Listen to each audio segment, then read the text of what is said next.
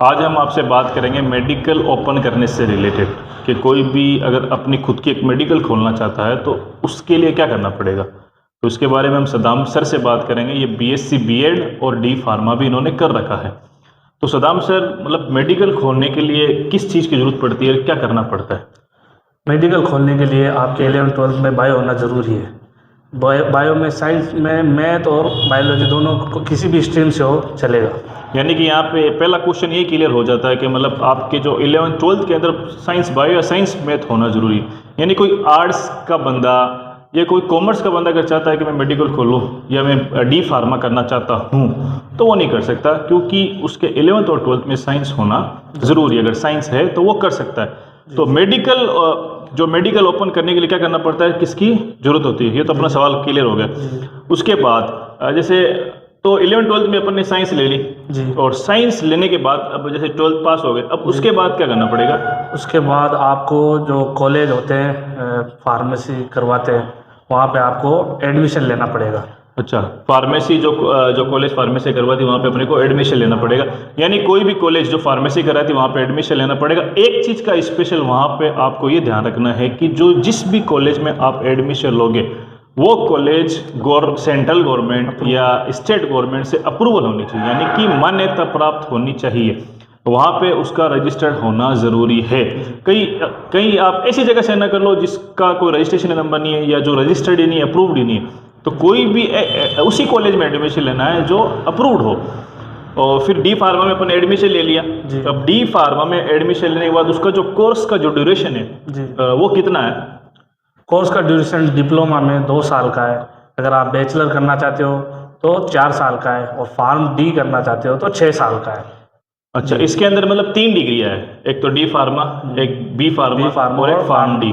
तो D pharma तो diploma हो गया, बी फार्मा ये बैचलर डिग्री हो गई और फार्म डी यानी डॉक्टर इन फार्मेसी हो गई। तो प्रोसेस ऑफ एडमिशन क्या है इसका? प्रोसेस ऑफ एडमिशन ये है कि आप पास आउट हो गए 12th, आपको कॉलेज में एडमिशन लेने के लिए या तो एग्ज़ाम देना पड़ेगा जिसको प्री टेस्ट बोलते हैं, या फिर कोई college percentage based merit list के आधार पर आपको एडमिशन देगी। और इसका जो फीस का खर्चा है वो एक्सपेंसेस है वो कितना है? 55,000 to 80 समथिंग बैठ जाता है डिप्लोमा में, बाकी सेमेस्टर वाइज है इतना। अच्छा, मतलब जो डिप्लोमा है डी फार्मा उसकी 1 साल की जो फीस है 55 से लेके लगभग 80,000 रुपये तक की है। तो 2 साल का आपका जो खर्चा है लगभग ये मान के चलो आप 1,20,000 से लेके 1,30,40,000 रुपये तक का हो सकता है अगर आप डी फार्मा करना चाहते हो।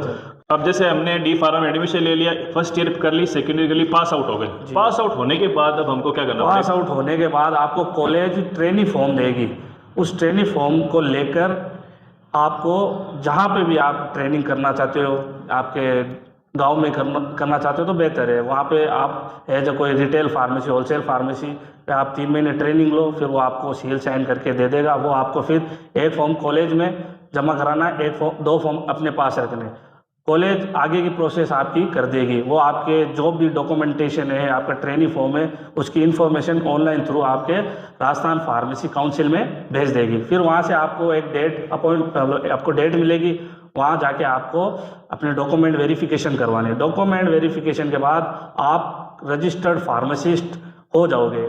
आपके डाक के थ्रू आपका रजिस्टर्ड सर्टिफिकेट आ जाएगा।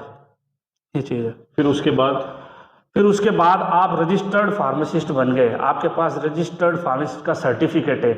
SSOID से आप अप्लाई करो कि भाई मैं यहाँ मेडिकल खोलना चाहता हूँ। मेडिकल खोलने के लिए जो भी प्रीमाइसिस है और वगैरह ये सब डॉक्यूमेंटेशन पूरा करना पड़ेगा। आप अपने ज़िले की, जैसे हमारा नागौर लगता है, अब डीडवाना कुचामण हो गया हालांकि, लेकिन अभी भी नागौर से होगा, वहाँ आप अप्लाई करो ऑनलाइन एप्लीकेशन। फिर आपके इंस्पेक्शन के लिए DI आएगा या DCO आएगा, वो इंस्पेक्शन करके फाइल तैयार करके सबमिट करवा देगा। फिर विदिन 1 मंथ आपको लाइसेंस इशू हो जाएगा। जी, सुनने में भी ये भी आ रहा है कि डी फार्मा के लिए एग्जिट एग्जाम भी स्टार्ट हो चुका है, तो हो सकता है वो भी आपको देना पड़े। तो ये पूरा प्रोसेस है जो सदाम सर ने आपको बताया। वीडियो अगर आपको अच्छी लगी तो शेयर जरूर करें।